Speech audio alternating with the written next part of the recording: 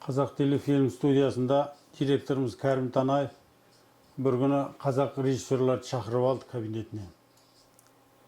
Сөйтіп қуанып тұр енді. Өзі сұсты кісі ғой негізі. Көрдіңдер ме? Газетті көрдіңдер ме? Егеменді деп. Не болды? Алаш қайраткерлері Мағжан, Ахмет Байтұрсынов, Міржақып Дулатовтар ақталды деді. Газетті көрсетті. Қуандық. Содан тұрды айтты. Мен телевидениенің бастықтарымен келсін.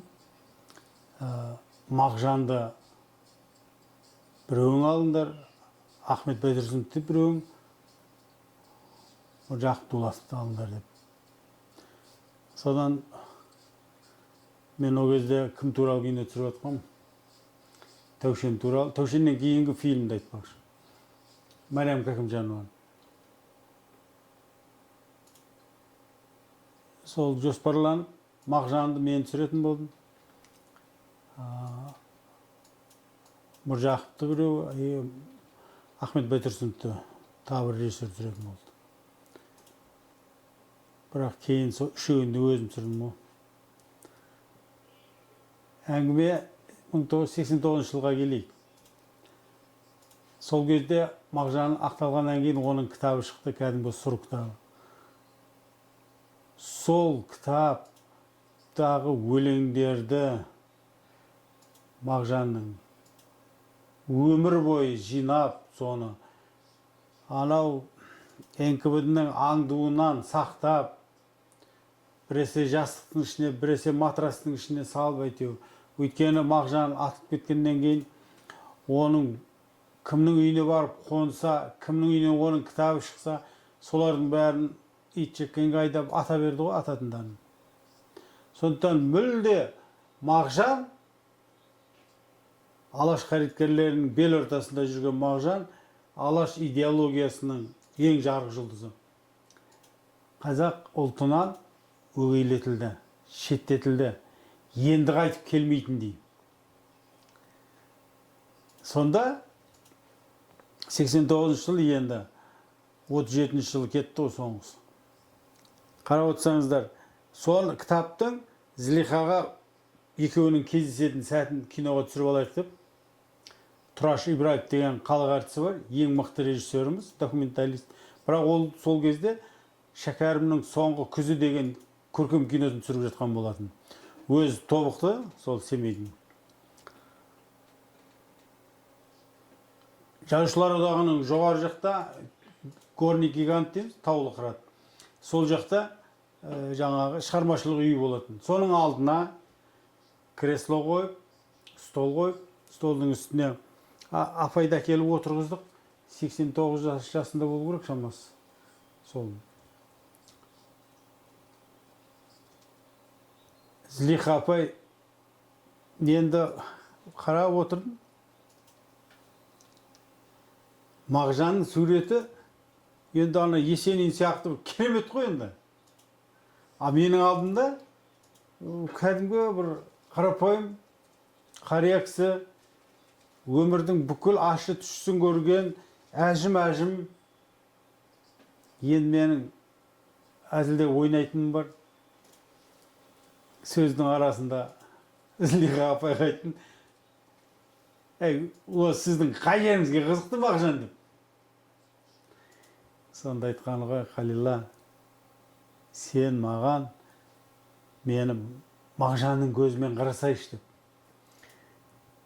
Мен де жас кезімде красавица болғам деді енді.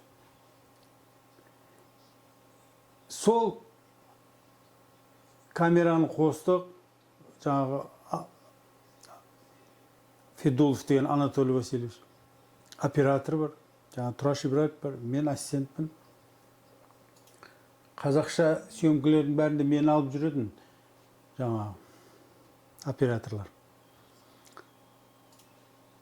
Сонда Мағжанның кітабын қолына бердік, камераны қосып. Алып тұрып, көзіне сенбейді. Сипады алақанымен. Одан кейін жүрек көкірегімді жүрегіне басты. Сүйді, маңдайына тигізді. Арманым жоқ. Мағжаным қазағымен табысты ғой. Өлеңін жеткіздім айналайын. Енді арманым жоқ, өлсем де деп. Ойланып. Міне осы эпизодты біз 89 жылы түсіріп алған болатынбыз. 90 жылы фильмге кірістім. Деректі фильм тұлғасы. Оның үстіне өмірінде 3 рет репрессияға ұшырап, қудалауға ұшырап, жаңа ит жеккенге айдалып, көрмегені жоқ адам туралы киноны түсіру әрине. Сол кезде 90 жылдары сол Мағжанның көзін көрген адамдардың сиректіліп кәдімгі арамызда аз болған жері қойынды. Сондықтан мен алдыма мынандай жоспар қойдым. Ол кез мен Қазақ телефильм студиясында жаңа Кәрім Танаевтың ең ерке режиссері інісі болатынмын. Кабинетін тоқылдатпай-ақ кіріп келе беретінмін. Ол кісі айтқан маған, Қалила, егер қазақи кино түсіретін болсаң, күндіз түні менің есігім ашық, үйімде болсын, тек кино түсірсең болды деп маған сондай рұқсат беріп қойған. Бірақ бір-ақ рет ұрысты. Мен жұмысқа спорт трикомен барған тұғым. Сол кезде ұрысты. Қалила, сенің сыртыңнан саған қазақ қалай режиссер деп қарайды. А сен жүрсің мынау. Бұдан кейін бұлай жүрген көрмейтін болайын деп кәдімгідей ұрысты. Содан кейін енді жұмысқа трико кимейтін болдық қой. Ол кезде триконы кімдер киетін еді? Спортивканы. Бандиттер киетін. Сосын режиссерлер киетін. Міне, мен алдыма бұлай қойдым. Сол Мағжан сияқты ұлы тұлғаны бірінші мен несін іздеймін? Бірінші оның Мағжан екенін білдіретін оның шығармашылығы, яғни өлеңдері. Өлең кітап болып қолымызға тиді. Яғни өлең бүкіл ар оқып, бер оқып, сол өлеңдердің жаңағы үзінділерін алдым. Екінші, Мағжанның туылғаннан өлгенге дейінгі аяқ басқан жерінің бәрін аралап, солардың бәрін түсіремін деп өзіме серт бердім. Киноның ақшасын басқа ешқайда жаратпаймын. Тек Петропавлдың Булаев деген өзінің қазіргі Мағжан атындағы ауыл, сол жерден қалай туылды, дүниеге келді. Содан жаңағы бүкіл өмірін өткен жері. Үшіншісі, Мағжанның көзін көрген куәгерлердің куәлігі. Яғни Мағжанның жаңағы Бекен болыстың ұрпағы екендігін, мысалы оны бір келін айтып отыр. Сол ауылда сол кезде. Содан бастап, қазір айтам ғой. Сонда қарап отырсаңыздар, көзін көрген куәгерлердің ішінде Әбділда Тәжбаев бар. Бұл енді 20 ғасырдағы қазақ әдебиетіндегі осы алаш қайраткерлері мына жағынан советтік таптық көзқарастағы ақын жазушыларымыз, мысалы Совет Мұханов бастады ғой, лидері болып. Солардың шәкірті, Сәбиттің тікелей шәкірті болды ол кезде. Комсомол ақын болды Әбділда. Және Сәбиттің қасында жүріп, Мағжанмен де өте жақын болды, араласты. Одан кейін жаңағы Мұхамеджан Қаратаев көкеміз бар, атақты қазақтың Белинский деген атаққа ие болған сыншы. Бұлар тікелей Мағжанның шығармашылық жағынан білетін адамдар. Одан кейін Мүслім Базарбаев, министр. Одан кейін Мағжанды өмір бойы жақсы көріп, артынан соны жаңағы сүйіп өткен замандасы Бейсенбай Кенжебаев. Енді мен киноны түсірген кезде ол кісі дүниеде болған жоқ, бірақ оның нағыз мұрагері Құлбек Ергөбек ағам Оны сол кісіден алам, ол туралы сол жерден алам деп оны белгілеп қойдым. Хамзай Абдуллин. Бұл атақты Түркістан легионерінің журналисті болған, Мағжанмен көзі көрген, талайын. Сондай сияқты бір 10-15 адам жиналды ғой. Уфада, Башкирияда Сайфи Кудаш. Бұл Мағжанмен медресе ғалияда бірге оқыған. Міне, осылардың тірі куәгерлердің көзқарасы арқылы, Мағжанның өзінің шығармашылығы арқылы, және сол кездегі баспасөз бола ма, жоқ құжаттары бола ма, хаттары болады. Міне, осылардың бәрі бірігіп келіп, нені құрайды? Дұрыс, деректі кинода менің кейіпкерім Мағжанның образын сомдауға маған мүмкіндік берді. Дегеннен ақ киноның басында мен сол кезде Қазақ телефильм студиясы Кирпичный заводской деген көшеде тұратын. Мана стулька бар ғой қазір телевидениеде, соның артында. Кейін оның бәрін тегістеп үй салып жүрді ғой. Сол жерде тар ғана бір қуыс жалғыз аяқ жол болатын. Азлихан айтатыны бар. 37-ші жыл дейді, үйде бір татардың үйінде ма, жаңағы квартира тұрамыз дейді. Пельмен пісірдім дейді. Сол пельменімді енді пісіп, иісі бұрқырап тұрған кезде Мағжан көкең атаң соны енді жеймін деп риза болып отырады дейді. Сол кезде кіріп келді де екі адам. Тамақты жегізбей, пельменді жегізбей, сол алып кетті дейді. Содан кейін қайтып көрген жоқпын дейді. Міне мен киноны сол эпизодтан бастадым. Жаңағы өзім күнде жүріп жүрген жалғыз аяқ жолым бар ғой, үйлердің арасы. Сол жерде енді Мағжан жоқ қой маған өрден. Мағжанды не аламын? Өзім кетіп бара жатырмын. Қара сұлба. Мына жағында жаңағы тор қоралар екі жағым.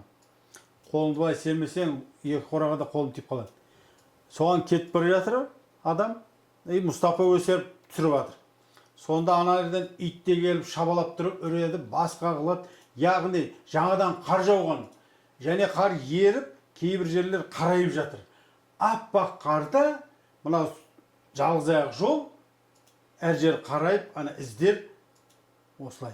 Ана бір табиғаттың өзі бір Құдай бір қоя, сол Мағжан түсіріп отқанда маған бір үш жерде маған енді Алла бар ғой. Міне осы киноның басын бастаған кездегі осы эпизод қалай түсті? Кейін Мағжан атылатын кезіндегі эпизод түсіріп отқанымда, онда да алып бір бәйтерек бар еді студияның алдында. Бір пленкалерді сақтап жүргем, керек болып қалады ау деп. Сол бір құйын тұрды. Сол кезде мен жаңағы бәйтеректі бар ғой, жел ұрған кезде бұлай еңкейіп тұрып өйтіп. Тікет, еңкейіп тастайды, тікет, еңкейіп тастайды. Осыны сол жаңағы түсіріп алдым, камераны қойып тұрып кәдімгі осы. Кейін сол бәйтерегім ана Мағжан қудалауға ұшырап, үш рет неған жерінде жаңа бердім ғой бәйтерек. Кейін қар деген кәдімгі басып қалды ана алып бәйтеректі де. Сөйтіп жапырағының үстін бәрі қар басы еп тұрды, мүлгіп. Сол кезде мен тұрдым да, осы Балтабай Иманбаев қойма, қайсы ассистентім болатын. Соған айттым, камераны дайындап қойып, ал енді қатты күшімен ұрғаны діңгегін деп. Камераға көрінбейді, сол діңгекті кеп ұрып сарт ұрған кезде ана жапырақтар сілкілдейді, бәйтерек сілкіде қалады, қарлар өйтіп түседі. Мен сол кезде Мағжан атылған дауысын беріп, мылтықтың дауысын беріп, сөйтіп. Міне, яғни деректі кино түсіріп отқан кезде не іздеймін мен? Мен символдар іздеймін. Мен жаңағы кейіпкерімнің тұлғаның образын ашу үшін метафоралық бір образдар іздеймін. Содан Петропавлға бардық, Бұлаевқа бардық. Сол жерде үлкен бір кісі бар екен, Мағжан туралы киноның ішінде бар, өздерің көріп алыңдар түгелімен. Сонда сол кісі айтып тұр, мына жер дейді, Арғынның жері, оның ішінде Атығайдың жері деп сөйтіп, Бекен, Жұмабай, одан Бекен, Бекеннен Мағжан жері, міне ата-бабасының жері осы. Бірақ біреуі де жоқ қой Жұмабайдың немерелерінің, Бекеннің өзінде, балаларында бәрін совет өкіметі атып тастады деді. Бәрі жан жаққа кетті деп. Сөйтіп. Содан ары қарай Мағжанның бір керемет. Мағжан түсірген кезде маған Зілиха апай әрине жанымда енді 89 жыл оқысы бардығын. Сонда біз ана жаңа бүкіл өмір баянын бәрін айтқызып алдық қой. Қайсысы қалай болған. Одан кейін Міржақып Дулатовтың қызы Гүлнар апай. Енді Шолпан Ахмет Байтұрсыновтың қызы. Жаңа Зілиха Мағжан жұбайым. Соларға қарағанда кімнің Міржақыптың қызы Гүлнар апайдың шешендігі басым еді. Және құймағұлақ. Сосын кейін елдің ішіне болсын, қайда болсын, солар туралы әйтеуір әңгіменің бәрін тыңдай берген санасына. Міне, соның бәрін қанша кітап жазып, сөйтіп сол кісі тірілтіп берді ғой бізге Алашта. Сол кісіде көп нәрсені. Осылардың бәрін жинап келген кезде, әрине Мағжан алдымен Уфада оқыды. Сайфи Құдаш айтады. Сол кезде Бейімбет Майлин, Мағжан, тағы біраз қазақтар бізбен бірге оқыды дейді. Және сол татардың мықты болашақ классиктерін бәрі сөйерге жиналып еді дейді. Сонда ана Мағжан оқыған медресе ғалияның ішіне кіргеннен бастап баспалдағына Тарковский сияқты болып кеттім енді. Маған жарты сағат кино түсіруге берген, мен 1 сағат кино жасадым ғой. Сонда әр баспалдағын басып, Мағжанның, Бейімбеттің аяқтары тиген деп, бісміллә деп, ана қою қара көлеңкеде сол Мағжанның көз қарасына жаңағы сөйтіп, соның бәрін түсіріп, әңгімелерін айтқызып отырып, Уфаның бәрін жинадым ғой. Кейін сол 20 ғасырдың басында медреседе, ғалияда жәдитшілер дейді, ислам дінінің медресесінің арасында үлкен конфликт болады. Сөйтіп Мағжандар сабақтан қуылады. Оны жаңағы Сайфи Құдаш және оның қызы солар айтып берді, кинода бар, көріп алсыңдар. Содан қазақтың шығысында Абай Құнанбаев, солтүстігінде Мағжан Жұмабаев бірінші ілімдерін медреседе алды. Дұрыс. Медресе арқылы бұлар шығыстық әдеби дәстүр бар ғой, кәдімгі қиссалары бар, басқасы бар. Міне, соның бәріне сусындауға мүмкіндік алды. Абайдың бағына айттым ғой алдыңғы сабақта. Ресейден қудаланып келген, Достоевский бар, басқасы бар, орыс интеллигенциясы алдыңғы қатарлы. Солардың жаңағы бірге кітапханада орыс тілі арқылы, орыс әдебиеті арқылы әлемдік әдебиетке жол ашты. Гетені енді неміс тілінде оқыған жоқ шығар енді Абай. Орыс тілінде оқыды. Дұрыс.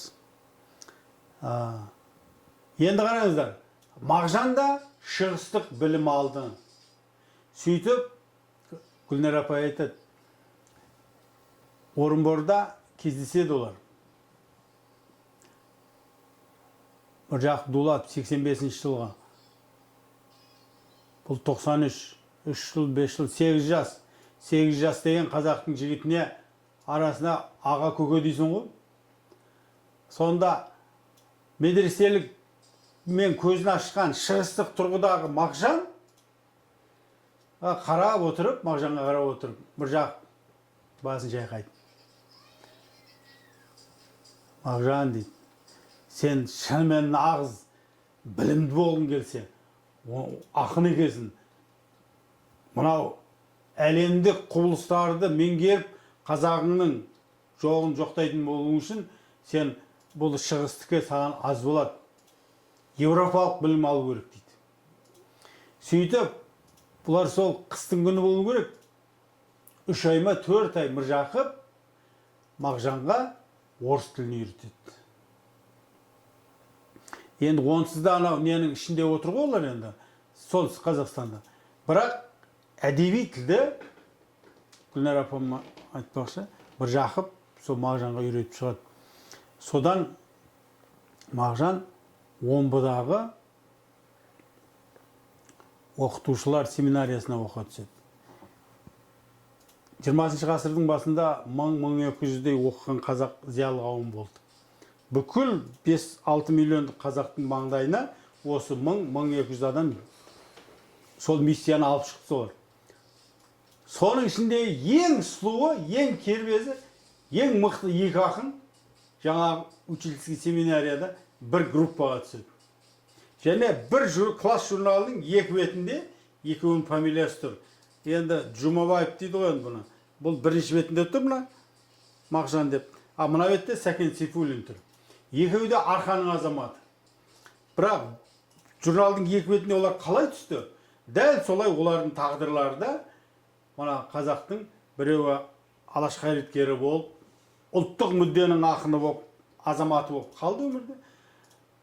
Сәкен болса да таптық көзқарастағы ақын болып, осының лидері болды ғой енді.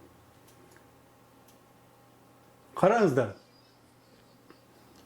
Гүлнар апам айтады, сол 15-ші жыл дейді, 14-ші жыл, 15-ші жылдар. Омбының түбінде Колумзин деген деревняда дейді,